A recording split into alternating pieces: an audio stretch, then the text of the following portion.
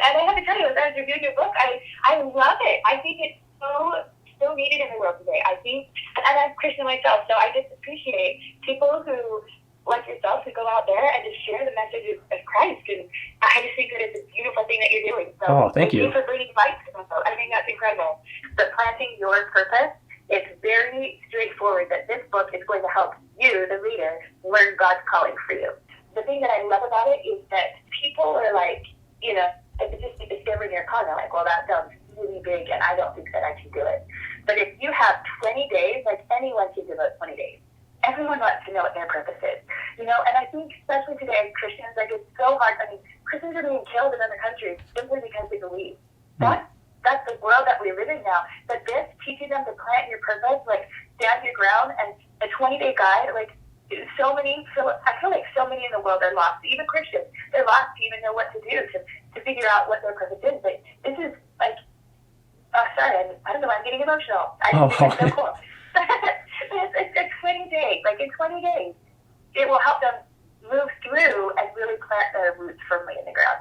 So I think that it's beautiful. Planting your purpose, a 20-day guide to discovering God's calling. Why you decided to write it, who your audience is, what your hope is for people to read it, and really how you want to drive this book and where you want to drive it to do the most good. So just kind of share, I know there's a lot of questions, but just as you're talking to me, you'll say things that will spark just a thought, and I'll just write it down, and I'll just take notes as you're talking. Is that okay? Yeah, that's perfect. From what I recall, like the first question was like, how did I come up with the idea for this book? Yeah. Okay, so essentially like the book came out of a need that wasn't being addressed in my own life. I had went from living up in central New York, going to school to pursue a career that I didn't feel called towards. And after graduating, I had stayed in the area for an extra 2 years. So I was living up in central New York for 6 years. And when I was in central New York, started up a YouTube channel to help Christians in ministry, essentially, tools and tips types of things, just trying to provide more education. And as I was moving back to my parents and then moving to Philadelphia, I was just I want to continue to grow this channel and this brand.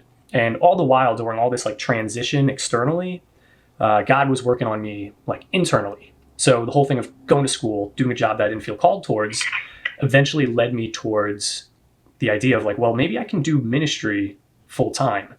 And through lots of prayer and just waiting on God, eventually I felt he's if you want the current Christian to grow and have not just a big impact, but a lasting impact, he's you got to know what your vision and mission is. I've never I've never done vision mission stuff before, so that just led me on this journey of reading all these different books and learning from all these different very successful people. As I was learning these things, I was taking notes, just compiling a whole lot of information, and I was looking back and I was wow, I feel I can make a system out of this. God was kind of providing some inspiration of what to do, but it still felt all very loose. I wasn't too sure how to structure these things that I was learning.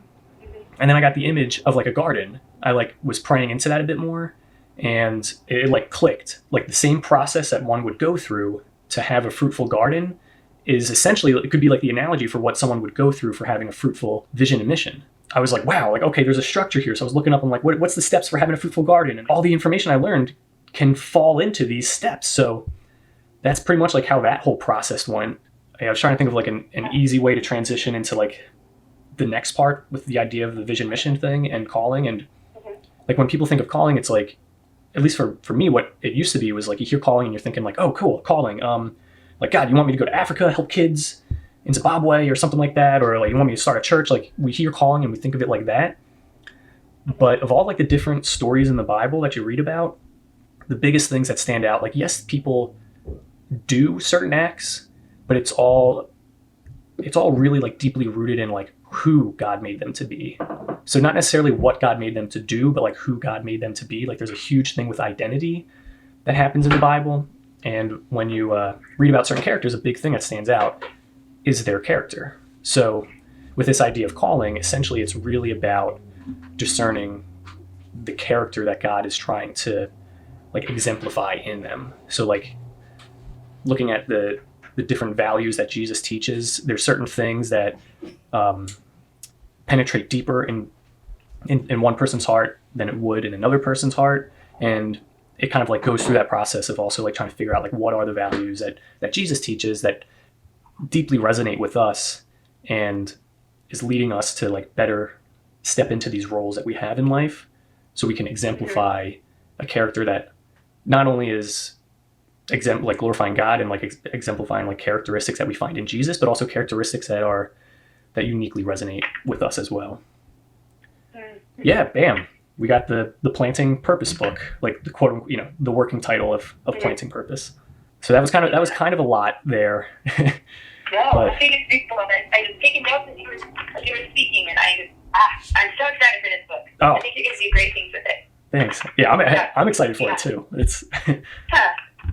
I like it. I think that's beautiful. I really do, and I love that. Even as I was reviewing it, I love how you tied it to a curtain. I think that's just beautiful because I feel like all of us are, God planted us down here in the garden. He's just waiting for us to really do something, right? Yeah. And just bloom what we're planted, right? So I think that's beautiful. Okay, so tell me who your audience is. I mean, obviously Christians, but is there a certain group that you are just like, I just want them to read this book and make a difference? Well, yeah, so definitely Christians. It's not like the person needs to be like a Bible scholar or anything like that, because I'm not. I just have had such a passion for reading the Bible and being involved in the church and learning about Jesus' teachings. It's kind of assuming that this person it's speaking to the individual who's reading it, and it's kind of like the Christian who is at a point in their walk where they want to get more. I was going to say they want to get more out of life, but essentially like they want to get more out of their contribution. Like they want to contribute more. And I've read some different statistics, and there's like a huge amount, like a significant amount of Christians who can say that they just don't know what their calling or purpose is in life and in the kingdom. And like 1/3 of all Christians feel like they aren't being supported in church for how to live out their faith and work. And it's kind of crazy because like 1/3 of all Christians feel like they can't live out their faith and work. But then also 1/3 of our entire life is spent at our jobs. Like that's 33%. Like that's a huge chunk that people feel like they can't bring their full selves into being a Christian isn't just a thing on Sunday. It's a thing that you live out your entire life. So it's like 1/3 of your life. You feel like you can't do that. But yeah, it's just like feeling like a lot of Christians just have feelings of doubt that they're not living their life to the fullest, having uncertainty that they may not be going in the right direction. One person, this definitely stood out to me. One person said that one of the frustrations that they face is seeing others succeed as they struggle to get off the ground. That one just kind of like hit my heart because I've had that too. And God works so uniquely in each person's life that if we see someone else succeeding, that's not our walk. They're succeeding in what they're doing with God, and we just got to be focused on our relationship with God. But if we don't know what our calling or purpose is, then it's super easy to look at other people and be like, man, like, why am I not like them type of thing. And I've had some other ones here, like feelings of being held back or burdened by the expectations of others. And again, that leans into the whole thing of if you don't know what your calling or purpose is, then everyone else is going to try to determine that for you. So tell me the words that, like if you were to put this out on social media, what are the 5 hashtags that you would use to describe your book or to describe what people will get from your book? I guess it'd be... Because like I'm trying to think like the hashtags that I would put versus like the hashtags that would resonate the most with other people. Because at first I was thinking like purpose. Whatever's coming to your mind. Yeah, I'm thinking like purpose, calling, fruitfulness. I don't know if God's calling could be a single hashtag or not. I love that. Yeah, I think God's calling is really a cool hashtag that you could really use and make it your own. You do great things with this, Alex. I'm so excited for you. Oh, thanks. I'm excited for you. Yeah, I'm exchanging energy. It's really cool because it's like I feel like I'm like just like the journey of trying to discover God's calling for me has led to so much growth in like so many areas of life, and now it's just like sweet, like yes, I get to give this back out into the world, and I know. It's just that's not like